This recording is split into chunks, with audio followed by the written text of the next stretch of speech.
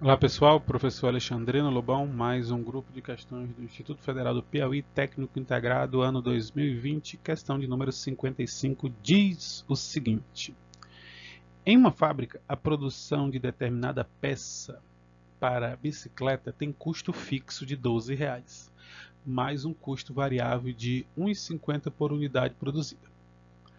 Qual o número máximo de peças que podem ser fabricadas com R$ 192,60? Pessoal, vamos fazer da maneira simples, tá? Problema simples, vamos tentar resolver da maneira simples, tá? Eu quero construir uma quantidade de peças de bicicleta. Vamos supor que eu quero fazer o guidão ali de borracha, tá? Então, meu custo fixo seria de R$ 12, né? Vamos supor assim, um molde que eu tive que comprar para fazer esse guidão. E 1,50 de material, do látex da borracha que eu uso para produzir. Tá? Então, o molde eu só vou comprar um molde, né? Então eu vou gastar R$ 12 só uma vez. E aí eu vou produzir, e eu gasto com material, né? 1,50 em cada material. Estou tentando contextualizar aqui, tá bom? E aí,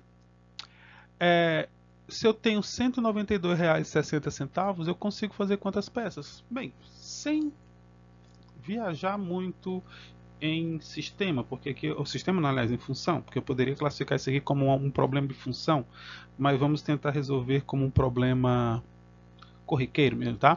Então lá, eu tenho R$ 192. Eu não posso dividir isso aqui direto por 1,50, porque temos aquela parte fixa que vai ser tirada uma vez. Então a primeira coisa que eu vou fazer é tirar esse R$ 12 aqui, tá? Então se eu diminuo os R$ 12, eu vou ficar com R$ 180,60, certo?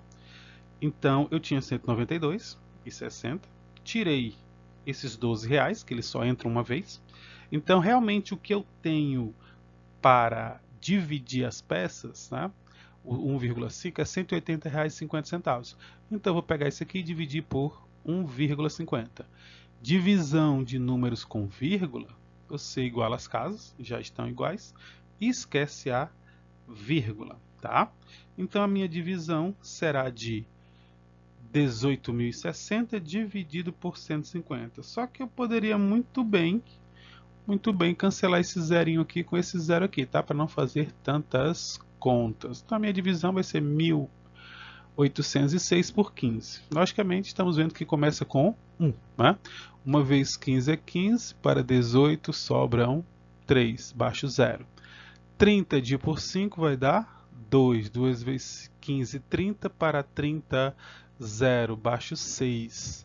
6, se você for dividir por 15, 6 é menor que 15, então aqui dá 0, né? 6 vezes 0 vezes 15 é 0, para 6 sobra 6, acabaram-se os números, 0,60 de por 15 vai dar 4.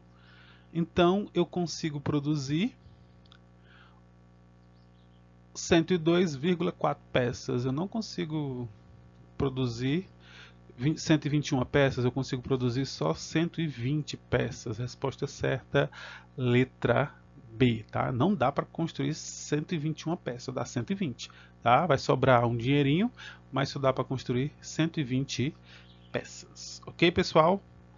Se eu fosse montar um sistema, eu escreveria uma função onde o custo dessa peça está em função do quantidade que eu produzo, tá? O X seria a quantidade. Então, eu teria a parte fixa, que é R$ 12, mais 1,50 por peça. Como o custo aqui, o valor que eu tenho é de 196, eu ficaria com esta equação aqui, 192,60, né? E ao resolver essa equação, seria a mesma coisa que foi feita aqui, ó. Seria subtraído os 12 e depois dividido por 1,5. Então, de um jeito ou de outro, você chega na mesma resposta. Ok, pessoal? Vamos à próxima questão. 56 diz assim: a trajetória de uma bola em um chute descreve uma parábola. Supondo que a altura h em metros em que a bola se encontra t segundo após o chute seja dada pela fórmula h de t igual a t ao quadrado mais 4t. Então, a função da parábola, né? Tem um menos ali que eu não estava vendo. Menos t ao quadrado, já que é uma parábola e é um chute, então o a tem que ser negativo, né? Então, menos t ao quadrado mais 4t. Qual é a altura máxima atingida pela bola? Ele quer saber o h no ponto máximo, né? Então, pessoal, quando você está estudando aqui conteúdo função do segundo grau, função quadrática, você vai estudar apenas no 9º ano, tá? Então, como você tem uma função aqui do segundo grau, tá? Toda função do segundo grau é descrita graficamente como uma parábola. Cadê a palavra parábola? Está aqui, tá? E essa parábola, ela pode ter concavidade voltada para cima ou concavidade voltada para baixo, né? Quem determina a concavidade dela é o a. Como o a é negativo, né? Aqui o a seria o que multiplica t ao quadrado, tá? O a aqui seria menos 1, o b seria 4 e o c seria 0, é o incompleta. Se eu fosse fazer um esboço muito pobre dessa parábola, ela seria uma coisa assim, ó. Tá aqui o eixo y, tá? Aqui é o eixo y, aqui é o eixo x. Essa parábola, ela seria alguma coisa... Eu chutei uma bola, a bola faz isso aqui, tá? Ele quer saber qual é, né? No caso aqui é a altura, né? E aqui é o t, né? Ele quer saber, no caso, ó, qual seria essa altura máxima dessa bola, tá? Nós temos duas maneiras de resolver isso aqui no próprio conteúdo de função. Você pode utilizar, como ele quer saber o y, ele quer saber o y do vértice. Você poderia usar a fórmula que é menos delta sobre 4a, tá? Eu tenho que calcular o delta? Tem. E aí você iria calcular o delta desta função, tá? Como é que se calcula o delta? O delta você calcula. Delta é b elevado ao quadrado menos 4 vezes a vezes c. Delta vai dar igual, quem é o b? O b é 4. Então, 4 ao quadrado menos 4 vezes o a, que é menos 1, vezes o c, que é 0. Como esse produto aqui, um dos fatores é 0, o produto dele vai dar 0. Então, delta é 16. Aí eu trago para cá, y do vértice é igual a menos delta sobre 4 vezes o a, que é menos 1. Então, y do vértice vai dar menos 16 sobre menos 4. Y do vértice é 4. Então, essa altura máxima aqui da bola é 4 metros. Letra C. Essa é a maneira normal, comum, que vocês resolvem isso aqui.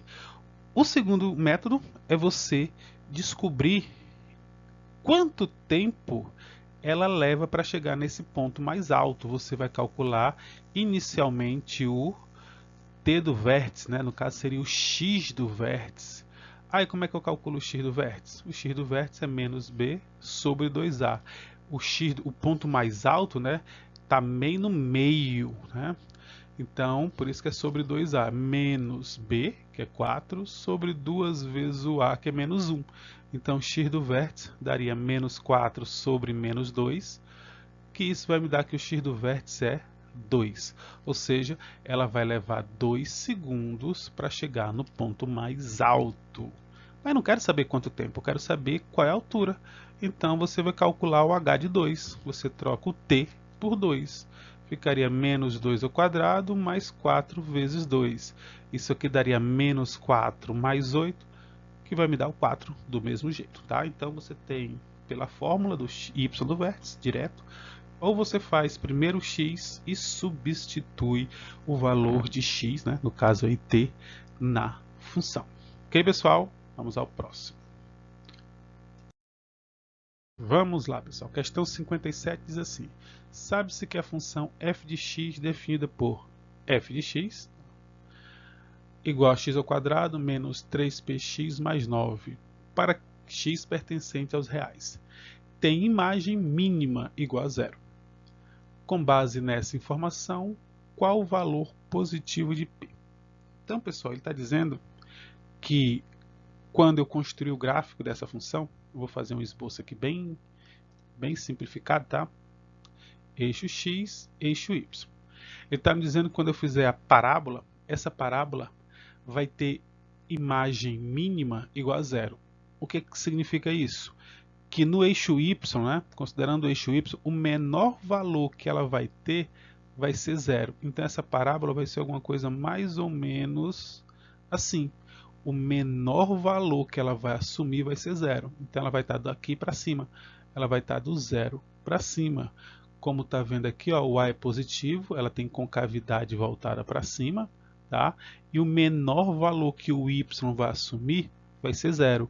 Ou seja, nesse ponto aqui, o y do vértice é igual a 0. Essa é a informação que está transcrita aqui em cima, tá bom? Ele quer saber qual é o valor de P, né, o valor positivo de P para que isso ocorra, tá? Pronto. Vamos lá. O que mais que eu tenho aqui? Eu tenho a função f de x igual a x ao quadrado menos 3px mais 9. Pessoal, pronto. Aqui são as informações. O que é que eu vou fazer? Esse ponto aqui, vocês consideram que é o vértice, né? O vértice é formado pelo x e é formado pelo y do vértice, tá bom? Vocês viram na questão anterior que o x do vértice pode ser muito bem calculado pela fórmula menos b sobre 2 vezes a. Foi isso? Nesse caso aqui, o x do vértice vai ser menos b. Ó. Menos b. Quanto é que vale o b? O b vale menos 3p. Sobre 2 vezes o a. Quanto é que vale o a? O a vale 1. Então, o x do vértice é 3p sobre 2. Tá? Na questão anterior, também vocês viram que para encontrar o y do vértice, eu peguei o x do vértice e substituí na função. Só que aqui eu tenho tanto o x quanto o y do vértice, tá? Então, o que é que eu vou fazer? Eu vou pegar a função, tá? Tanto eu posso escrever f de x como y, né? A mesma coisa. Então, y igual a ax ao quadrado, ax ao quadrado menos 3px mais 9, tá? Eu sei que no vértice, especificamente no vértice, esse y vale 0 e esse x vale 3p. Então, eu vou substituir aqui. Eu vou substituir o y no vértice, tá? Quanto é que vale o y do vértice? Vale 0. Quanto é que vale o x do vértice? Vale 3p sobre 2. Então, aqui vai ficar 3p sobre 2 ao quadrado menos 3p vezes x. Quanto é que vale o x do vértice? 3p sobre 2 mais 9. Aqui eu tenho um número elevado ao quadrado, vai dar 9p ao quadrado sobre 4. Aqui vai dar menos 9p ao quadrado sobre 2 mais 9. Tá? Você tiraria o MMC, que é 4, né? Ou multiplicaria todo mundo por 4, dá a mesma, tá? Então, se eu multiplicar aqui todo mundo por 4, vai dar 4 por 1 aqui vai dar 0. Aqui vai dar 9p ao quadrado, aqui vai dar 18p ao quadrado e aqui vai dar 36. Cancelou. Seria a mesma coisa que multiplicar todo mundo por 4, tá? Todo mundo que tem p vai para o primeiro membro. Então, ó, 9 menos 18 dá menos 9. Passa para cá, mais 9p ao quadrado igual a 36. Então, p ao quadrado é 36 dividido por 9. p ao quadrado vai dar 4. E p é igual a mais ou menos a raiz de 4. E alguém me disse que a raiz de 4 é 2. Então, p é igual a mais ou menos 2. Lembrando que ele falou p positivo. Então, vou pegar só o p igual a 2. Resposta certa, letra E. Ok, pessoal? Mais uma questão de função do segundo grau. Espero que tenham gostado e até a próxima sequência. Então, pessoal, até o nosso próximo vídeo. Espero que vocês tenham gostado. Inscrevam-se no canal, curtam o vídeo e até mais.